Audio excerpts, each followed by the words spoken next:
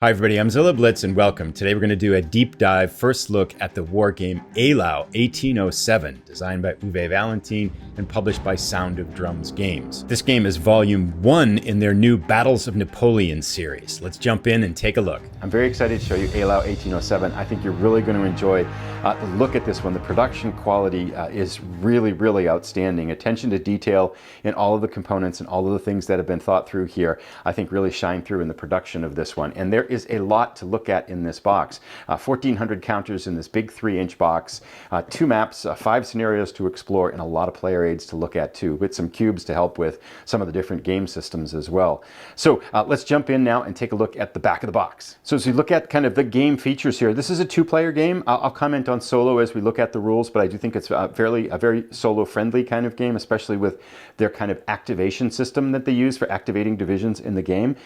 Historically, each turn in this game is 1 hour long, and the scenarios range from 5 hours to the full 12-hour battle on the second day of Eylau. That is really the heart of, that's the 2-mapper in here, that's the biggest part of the battle, and that's what this game really captures. Although smaller components of that day are cut off as scenarios, and there is a battle for the night quarters on the night before the second day that's included as one of the earlier scenarios in the game as well. Unit size, we've got the infantry units are roughly 100 men, and they are battalions. Cavalry units, about 50 horses and cavalrymen, and they are at the regiment level, and then batteries are 3 to 4 guns, and they're at the artillery batteries are 3 to 4 guns. Complexity is listed as a 5 out of 10. I'll comment more on that. I feel like that's pretty close, and Solitaire is a 7 out of 10. Again, I feel like that's pretty close. I'll comment more on that as we take a look at the rules inside, and let's do that now. First up, as we look at this, there is a lot of stuff in the box, so we got a lot of things to go through. 2 storage trays for counters, not just one, so that's always appreciated when companies provide storage solutions for the game, so you've got a handy storage solution right inside the package. Let's start by looking at the documentation. I don't want to spend too much looking at it, but I do think a pass through the rulebook will help understand some of the mechanics and some of the novelty behind some of the mechanics. So I want to spend some time here, then we'll take a look at the scenarios, notes, and history as well. Rulebook is 36 pages, although the last 2 pages in the back cover are not live matter, so we've got 33 pages of live matter, including the cover. The complexity on the outside of the box says a 5, and I've taken a pass through the rules, and I don't think, I think a 5 is fairly close. I might bump it up to like a 5.5. There are quite a bit of mechanics, and some of them are relatively straightforward, but I've noticed a number of the mechanics have kind of details with them. I'm not going to say it's fiddly. That doesn't feel like an accurate, that's generally used as a negative adjective for something like this. It doesn't feel fiddly, but it does feel intricate in some places where you're going to be kind of evaluating edge cases. So I would give this a complexity estimate of a 5.5 as we look through some of this. The rules, however, very well organized. I like the layout. Lots of, as we can see here in orange, we've got examples, and then we've got blue are the designer's notes. And the designer's notes are interesting to read here because sometimes he's not arguing, but he's, making the case for why he did this particular rule in this way. So it's kind of a little bit of an insight into the designer's thinking as he created this game. I do want to walk a little bit through some of the mechanics here because it is kind of interesting as we kind of think about these. There's an orders phase that happens, a weather phase happens at the beginning of the turn in terms of the sequence of play. And if you're familiar with the historical battle, the biggest battle on the February 8th, the second day of the battle, if you would, on February 8th, was fought in horrendous, at times horrendous blizzard-like snow conditions. So snow does have an impact, and that can happen in this game. There's a historical weather option that you can have, or you can play with randomized weather, that was similar to the actual battle. Then the turn shifts over into an orders phase where your commanders are giving orders to units, and there's command and control and range of leaders and the hierarchy of command and everything that's executed in here. Units can receive one of 7 different types of orders, everything from move to regroup, retire, strategic movement, defend, or attack, as would be the case. Army fatigue is actually one of the victory conditions, and I'll talk more about that as we look at the map in and of itself, because it rolls into also the capturing of objectives. Very interesting victory point determination. Basically, you lose if you run out of energy, which kind of makes sense. There is initiative that has impact on different things. And then the activation segment here, we'll talk a little bit about this when we look at the player aid, but a very unique activation system. Very similar to a chit pull, except you're pulling cubes out of a bag, and it's got some unique elements to it in terms of units can move up to 3 times per turn. Units have facing, movement is in here as well. Combat is also very interesting, and I'll mention that in here too. There are 3 occasions for fire combat in the game. Basically, there is a fire combat cube that gets pulled out, and when that gets pulled out of the bag, the cube bag, if you would, there are 2 of those cubes per turn. And that means that all the units have a simultaneous fire phase, and you work through the fire combat for that. The other 2 cases are defensive fire when a unit is charged, or reaction fire if a unit tries to leave the firing space of a unit that's in front of it. So very interesting way that the game handles combat here. There also is an assault phase to drive units off of a particular spot, and that happens at the end of movement too. Artillery has a line of sight, so all the things that you would expect there, retreat, and then losses kind of modeled in the game. So again, as I look through the rules, I don't feel like anything in particular in terms of any one rule or any one mechanic was really hard to grasp. I'm very curious and to see how it all blends together. This is a very unique system for me to play, so in particular, I think, for more experienced Napoleonic gamers, it's probably going to be something that you'll kind of gel to quickly. For me, I feel like I kind of see how all these systems play together, but on a mechanic by mechanic level, I felt like things were pretty clear. The real test, of course, with the rule book, especially one that has a number of mechanics like this, is how does it blend in the game. Let's take a look now at the scenario, notes, and history, and I'd like to walk through the 5 scenarios that are in the game. The crown achievement here, the big scenario, if you would, is the entire second day of the battle, which is the 12-hour campaign, and that's the one. The back of the box says 3 hours. I feel like with the number of units on the board and the number of turns, because it's 12 turns, I feel like that's going to be a little bit of ambitious pace there. I think it might take longer for that fuller one, but certainly the 4 shorter scenarios, all of which use 1 map or less, I think would be looking much more like that 1 to 2, 2.5, maybe 3 hour range.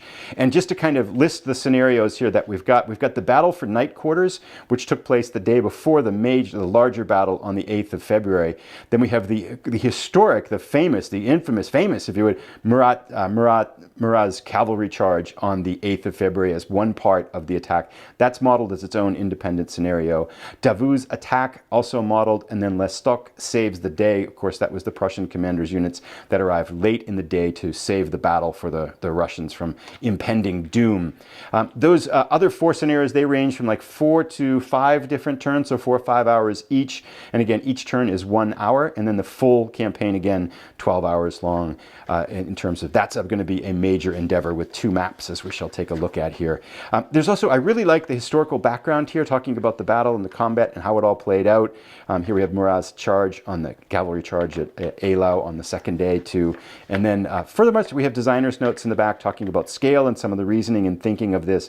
And you do get a little bit of that in the design notes in the game too, which is a nice touch. But this is nice to have it all kind of picked up in one big piece at the end here and a little bit more elaboration on it. Glossary of terms, and that is our documentation. And now we come to the 1,400 counters in the game.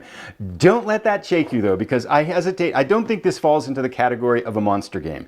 And I think you'll soon see why, because we can look at really here, although there are 10 counter sheets in here, almost 6 of them, about 40% of them are units, and about 60% of them are markers. And so as we look through these here, you'll get a sense that, okay, most of what's going on here for the large counter set is markers for strength points of units. And so if we take a look here, we're looking now at the French units, and the units are modeled, everything is printed on both sides. For the each of the different sides, depending upon the unit type, the backside signifies a different thing. So they're not step losses. They're formation changes. So we can see, for example, an infantry unit here in line formation on this side. If we flip it over, the graphic in there for the unit is 3 units. This is column formation. So you're shifting the formation of the unit by flipping it over. For cavalry, the reverse side of the unit is the tired side, and the front side is the full energy side, or the normal kind of status of the unit. For artillery, you have limbered and unlimbered. You can see if I can spot some artillery in here. It might be, oh, here we go, down here. So this is unlimbered, where they have a movement of 0, and then if we flip it over here, this is limbered, where the artillery can now move. So artillery limbered or unlimbered on each side of it. For the leaders, that is, I believe, a wounded state on the other side, or a replacement leader, signifying that leader has been knocked out of the battle. Another way the French can lose is if Napoleon is knocked out of the battle. But These are our French counters here. Beautiful counters, all rounded. There's 140 counters here on each sheet. I love the color and the clarity. Of course, the leaders here with command and control and the range of the leaders and the ability to give orders. Just a lot of cool stuff. This counter set is beautiful, all pre-rounded counters. And now we can take a look here at the Russian units here. And on just kind of very simply for one of these infantry units, the left side is the strength of the unit and the right side is the movement points of the unit. And then inside the NATO symbol, if you would, the color signifies the division. So we can see the division, and here's the division leader over here. So everything ordered in terms of being able to quickly identify that division hierarchy. That's so important for keeping your units organized, because that's what you're going to be activating units in, that division formation strength there. We also, here we have our weather turn marker over here. We get more into the Russian units now, the green units, and then elements down in here. These we go through.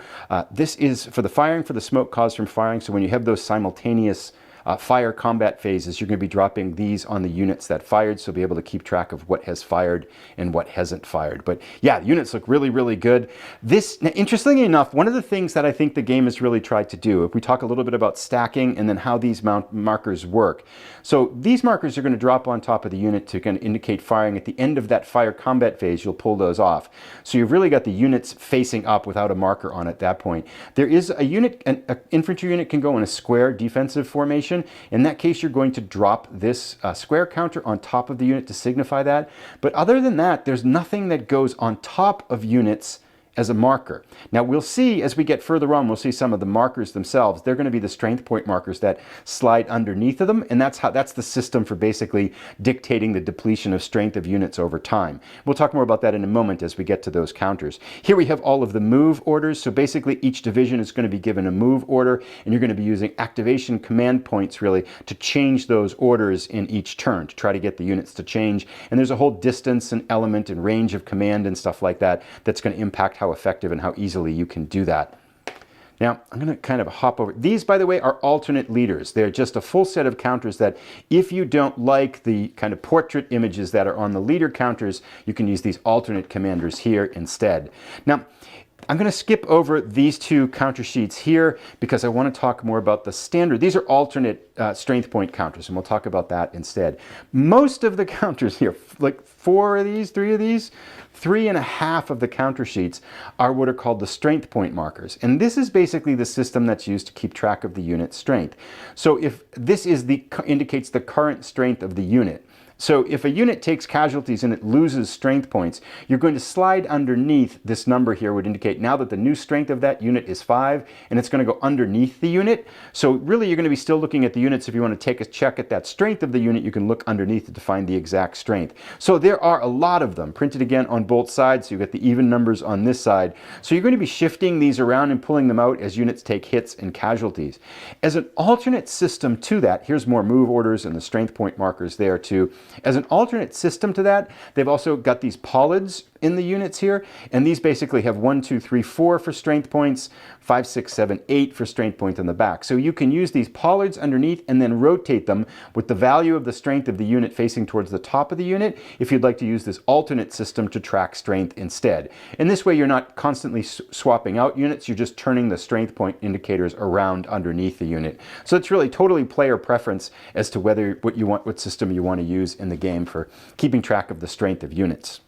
Alrighty, let's jump now into our player aids. There are quite a few of them here. They're great quality. I think they're going to be really, really helpful. What we have here now, this is just beautiful too, I think. This is the full order of battle for the Russian army.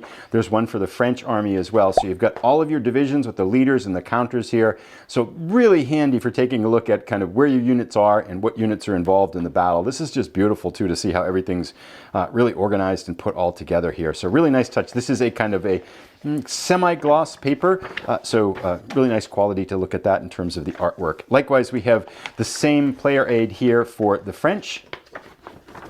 Take a look here, so the same type of thing with all our division units, organized nice and neat with the leaders up the top, and then we have the French Guard up the top here too, slightly different colored units as well. Napoleon himself up in the top left corner. So really nice. I mean, just from the artistic quality of this, it looks really beautiful. Now, let's take a look here at our player aids for the activation system. If we take a look here at the Russian army, this is basically how you track which units have been activated and their status of activation and the types of orders that they have had during a particular turn. So each across the top, color-coded to match the icons on the units, are the divisional colors, and they represent the divisions that are in the battle. And then this first box here is where you're going to put that order counter to dictate what the current order status is for each one of these divisions that are in the battle. And sometimes you'll be able to change that, and sometimes you won't be able to change that, depending upon the nature of your command and control structure and how intact it is. Then when you pull these activation cubes out of the bag, you can put one of them on one of these boxes to indicate, okay, this is the first activation, for example, for the second division.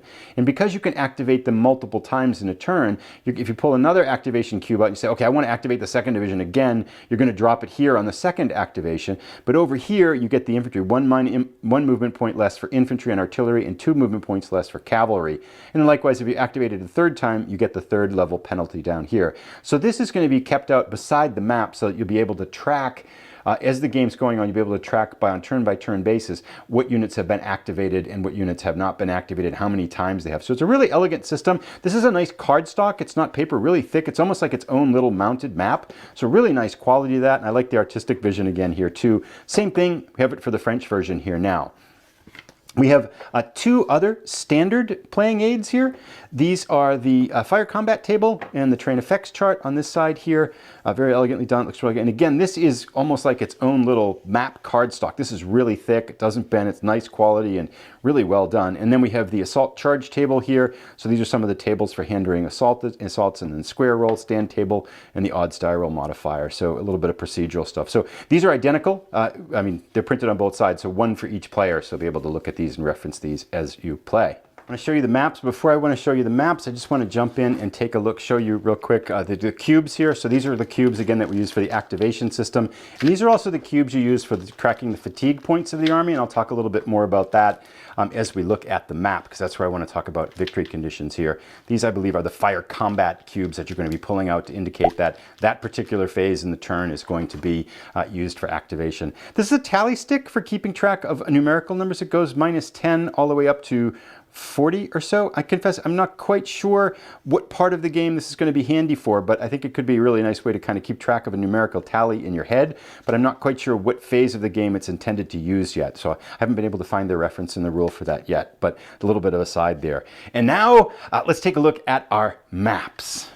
Now, the paper maps come within the box, but as one of the elements of the Kickstarter, you can also order mounted maps. And so I want to show you the mounted maps that come with the game here too.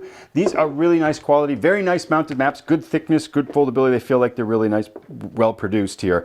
And I will say, for a battle that happened in the middle of a blizzard and with snow on the ground, this most certainly is a good color palette for this one. Very simple color palette, right? We've got a blue and white color palette, but it just really feels fitting for the battle. Really easy to interpret the battle and the terrain, the heights and things like that. So just really, really cool maps. I like these a lot.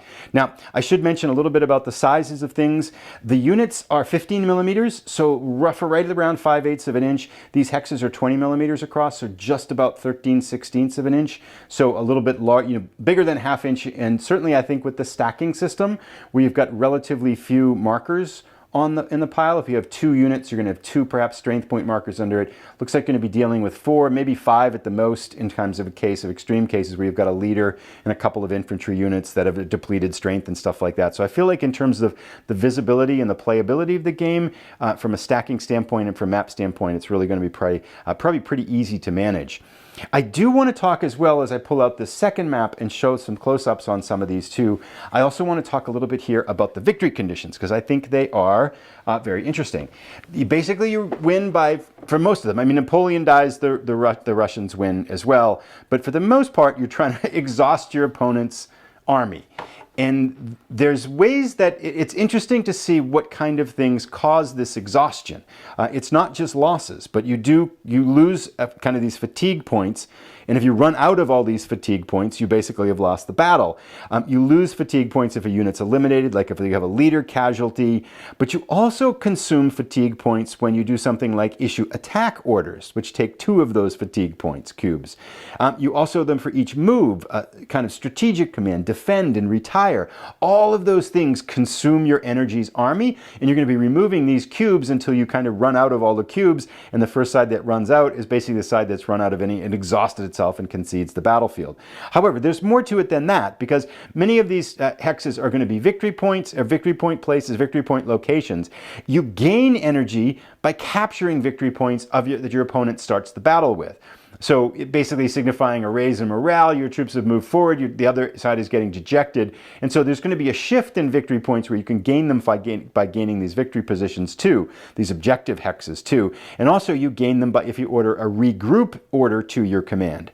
So in terms of you're trying to fight the battle here, but what you're really trying to do is to also manage and strategically consume your army's energy, because again, this was a battle that was fought in a blizzard, both sides exhausting themselves as they're going through this battle, and that played a huge role in it. So you're trying to capture terrain, prevent the loss of terrain, and then exhaust your opponent's army through judicious use of your own army and to help them force them to consume their energy as well. The last thing I wanted to talk about as we look at the snowy maps is the solitaire system. The back of the box says a 7. There really isn't a system dedicated to solitaire, but there really isn't anything that's going to be solitaire unfriendly in the game. And in particular, I think the action cube system and chit pull systems like that, where you're activating certain divisions within a command structure on both sides, and it's kind of going back and forth, and you don't really know which side's going to get activated, which divisions, how you're going to do. I feel like a system like that is really fun for solitaire. So I would give this a 6.5 rating for solitaire. I think it's going to be very solitaire friendly for people that want to explore it as a solitaire single wargamer. And with that, I have talked through all my talking points for Eylau 1807. Please drop a comment down below if you have questions, anything that I might be able to help with. But really impressed by the production qualities. Very curious to see how all the systems work together in terms of playing a game. I'm pretty excited also as well that this is the Battles of Napoleon Volume 1 as it measures in the bottom of the box. So if this one I would think has success, I would expect we're going to see other games of this similar nature creating out a whole series for the Battles of Napoleon. Really fun times in wargaming. Thanks for watching, everybody. Have a great day.